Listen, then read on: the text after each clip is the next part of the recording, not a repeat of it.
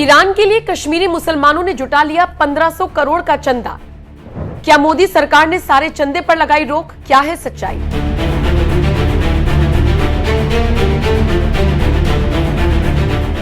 आज हम एक ऐसी प्रेम कहानी की बात करेंगे जो सरहदों के पार जा रही है।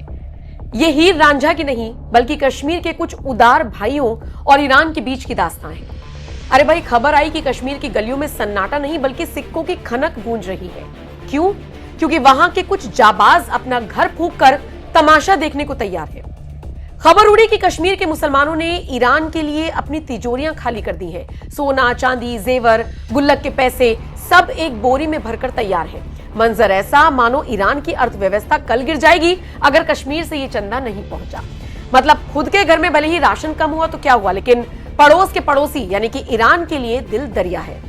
लोग कह रहे हैं कि ईरान को बचाना है, चाहे खुद को चटनी रोटी खानी पड़ जाए। बोले तो असली मुस्लिम ब्रदरहुड निभाना है। अब जरा सोचिए, ईरान जो खुद को मिडिल ईस्ट का शेर कहा करता था, मिसाइलें दागता है, उसे कश्मीर के पुराने झुमकों और चांदी के सिक्कों की जरूरत क्यों पड़ गई? हमारे कश्मीरी भाई भी बड़े मासूम हैं। उन्हें लगता है कि उनकी पुरानी अंगूठियां या जो भी वो जेवर दे रहे हैं उससे ईरान का परमाणु कार्यक्रम चल जाएगा। अरे मियां, ये जज्बा अगर अपने बच्चों की पढ़ाई या कश्मीर के विकास में लगाया होता तो आज वहां की रौनक कुछ और होती। लेकिन नहीं, हमें तो उमा की फिक्र है।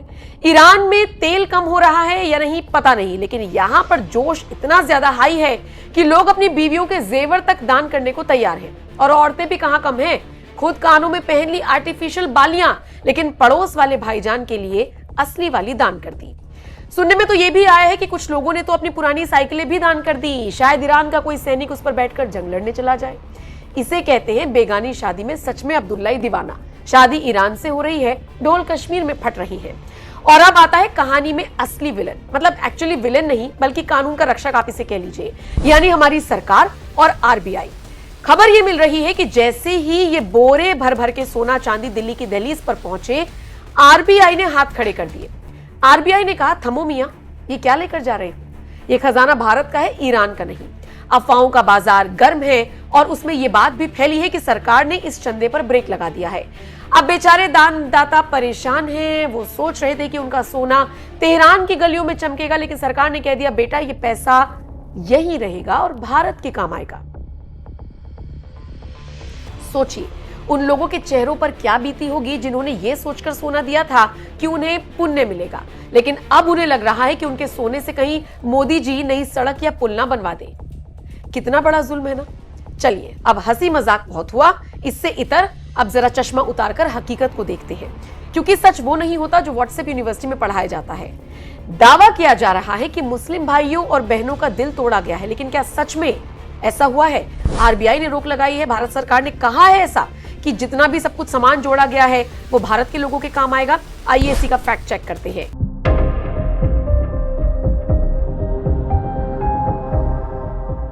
फैक्ट नंबर 1, क्या कश्मीर में चंदा इकट्ठा हुआ?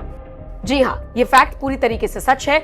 लेबनान और ईरान की स्थिति को देखते हुए कश्मीर के कुछ शिया बहुल इलाकों में धार्मिक आधार पर चंदा और जेवर इकट्ठा किए गए। यह कोई नई बात नहीं है, धार्मिक अपील पर अक्सर ऐसा होता है। फैक्ट नंबर 2, क्या आरबीआई ने इसे रोक दिया? अब आप इसे कानून के तरीके से समझिए।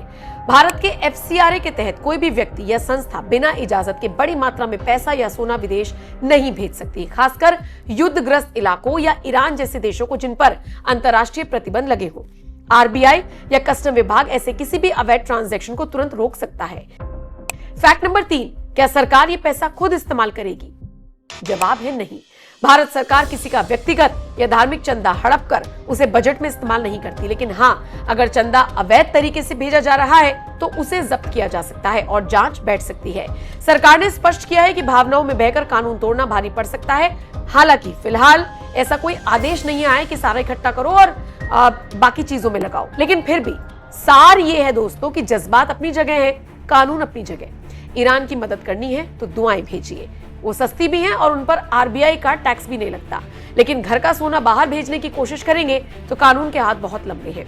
कश्मीरी भाइयों को बस इतनी सलाह है कि ईरान को आपकी चांदी की जरूरत नहीं है, वो खुद को संभाल लेगा।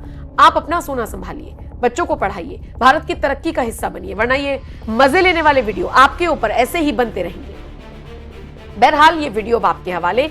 आप इस खबर पर क्या कहना चाहेंगे कमेंट सेक्शन में मुझे जरूर बताइएगा और बाकी अपडेट्स के लिए एनएमएफ न्यूज देखते रहिए।